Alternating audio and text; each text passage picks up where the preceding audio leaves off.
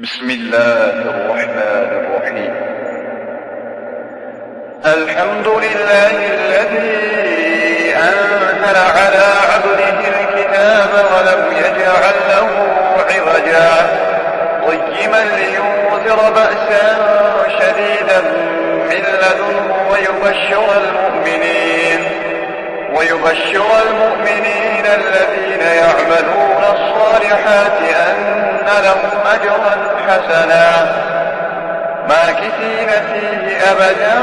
وينذر الذين قالوا اتخذ الله ولدا ما لهم به من علم ولا لآبائهم كبرت كلمة تخرج من أفواههم إن يقولون إلا كذبا فلعلك باطل نفسك على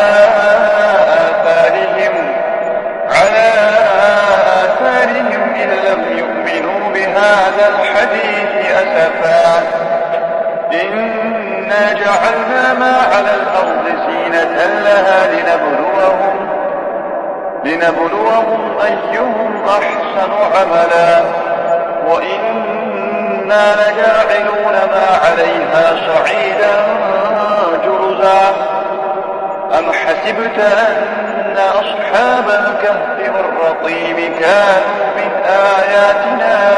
عجبا إذ أوى الفتية إلى الكهف